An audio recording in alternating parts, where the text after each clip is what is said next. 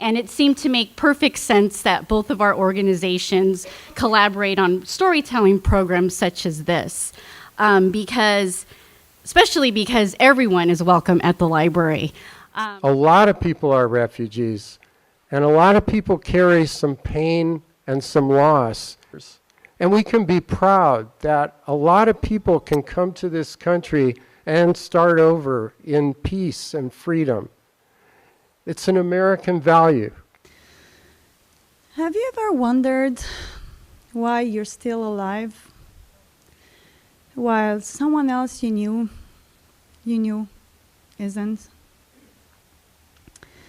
Or have you ever wondered why you still have arms, legs, and eyes while someone else you know doesn't? These were everyday thoughts that passed through my mind when I first escaped the Syrian civil war. My name is Tuhig, and I'm a Syrian Armenian. I was born and raised in Aleppo, Syria. And just like all the other Armenians in Aleppo, my grandparents survived the Armenian genocide in 1915. How ironical that nearly a century later, it was me who was going to flee, leaving the city that offered my father a safe harbor. If you would tell anyone from my generation or younger that Aleppo would become a place with bombs falling on our houses, helicopters hovering over our neighborhoods, car bombs exploding, and snipers shooting from the rooftops, who would have told you there's no way? Aleppo was the safest place on earth. I remember being in a restaurant with my husband and his family, and we were counting the sounds of the bombs exploding in another neighborhood, maybe half an hour away. 40, 41, 42. We were relaxed, thinking, they're not here? Imagine, during that period, we even bought new furniture for the kids' room. My husband had a close friend who had a friend who worked at the Armenian Airlines, and she could find some tickets for us. It was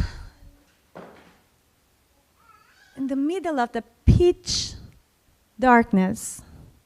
My husband walked all the way to a hotel that had electricity in order to print the plane tickets.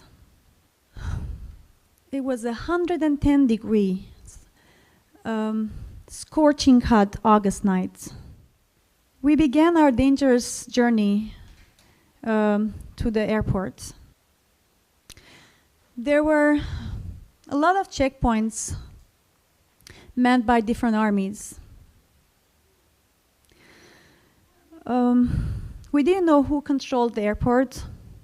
I covered my hair in case we were stopped by an Al-Qaeda checkpoint. We paid for a taxi that was nearly as expensive as the airplane tickets.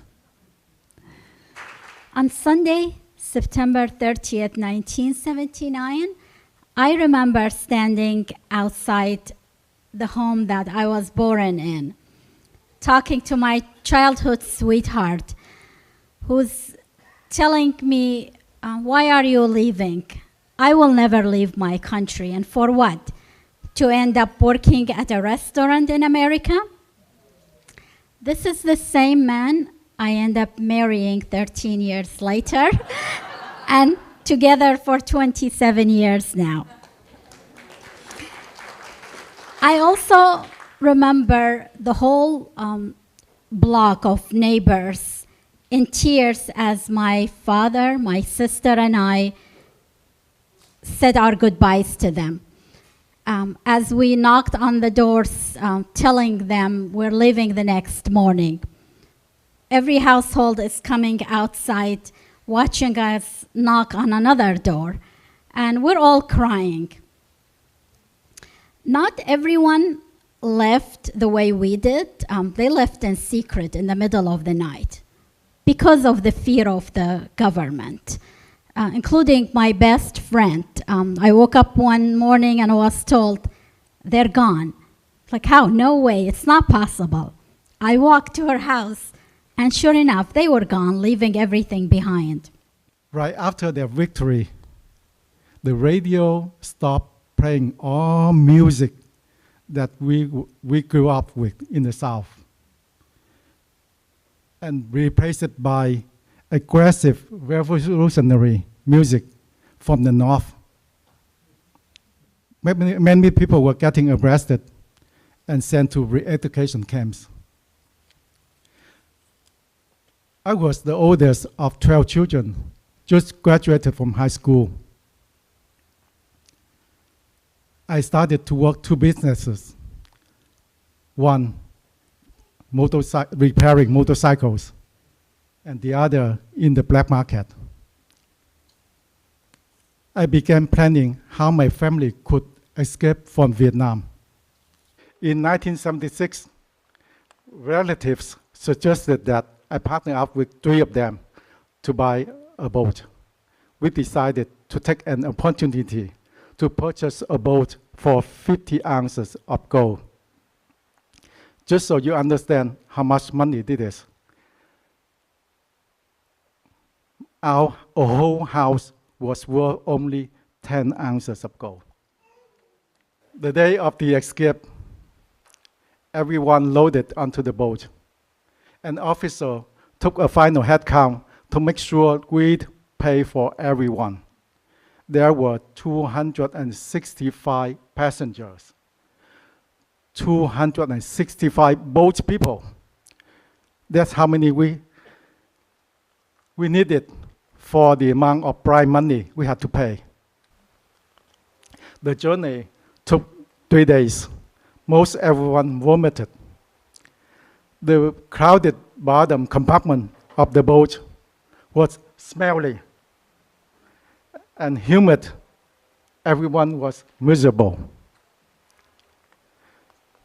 Finally, I spotted the lighthouse that we were looking for. We make it.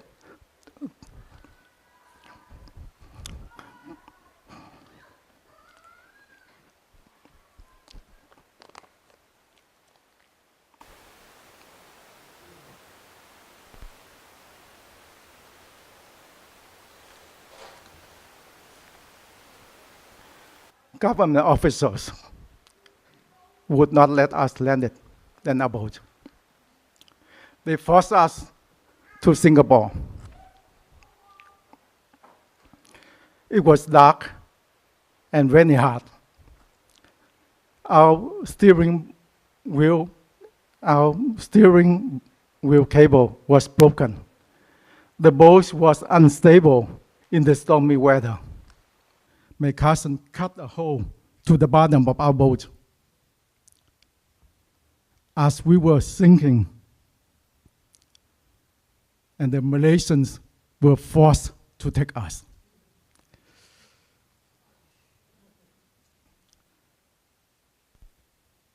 We make it.